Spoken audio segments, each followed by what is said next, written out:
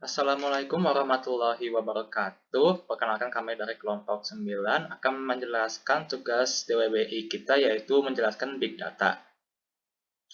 Anggota dari kelompok kami yaitu ada Afdal Citra Habibi, Lintang Anugrah Eka Buditya, Mega Ayu Natalia, Muhammad Hanif Al-Hairi, dan saya sendiri Pranata Alam.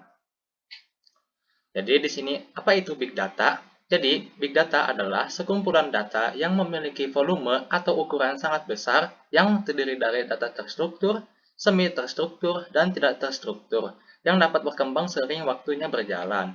Jadi di dalam Big Data sendiri itu terdapat 3 karakteristik atau aspek yang biasanya disebut dengan 3V. Apa itu 3V itu? Jadi 3V ini yaitu yang pertama ada volume. Volume yaitu memiliki arti dengan data yang ukuran sangat besar. Karena itu, ukuran dari data itu sendiri memiliki peranan yang sangat penting. Sebuah data dapat dikategorikan sebagai big data atau bukan tergantung dari volume datanya tersebut.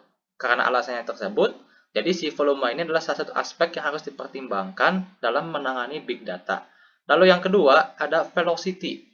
Velocity sendiri mengacu pada kecepatan suatu data, seberapa cepat si data tersebut, dan seberapa cepat data dapat diproses dan dianalisis untuk memenuhi suatu kebutuhan. Jadi, selain pengumpulan datanya harus cepat, kecepatan transfer data juga harus sangat berpengaruh, terlebih lagi dalam proses pengiriman data. Jadi, jika big data ini memiliki kecepatan yang memungkinkan, maka data dapat diterima atau didengar secara langsung atau real time. Lalu yang ketiga ada variety. Variety di sini dapat diartikan sebagai beragamnya jenis data yang dimiliki oleh big data. Biasanya sih tipe data tradisional lebih terstruktur, akan tetapi seiring berkembangnya big data, jadi banyak data-data baru dengan bentuk data yang tidak terstruktur dan semi terstruktur. Seperti contohnya sebuah teks atau data yang berupa audio, video, dan lain-lainnya. Jadi data-data tersebut memerlukan proses tambahan agar arti dari data tersebut dapat diketahui. Next. Baik, selanjutnya untuk contoh studi kasus kita menggunakan studi kasus penggunaan sosial media. Di sini big data pada sosial media dapat berupa aktivitas pengguna seperti like, share, komen, save dan sebagainya. Nah, data-data tersebut disimpan ke dalam sebuah platform seperti socialblade.com dan dapat dimanfaatkan oleh tim marketing dari sebuah brand untuk digunakan dalam marketing target, campaign produk, pemasaran iklan, dan lain-lain. Nah, hal ini ditujukan agar iklan yang dikeluarkan dapat bekerja dengan maksimal dan menambah revenue perusahaan. Contoh lain daripada studi kasusnya itu kita ambil untuk seorang influencer yang menggunakan big data tersebut untuk mengetahui konten apa saja yang bisa ia keluarkan secara konsisten agar bisa mencapai engagement yang lebih baik lagi.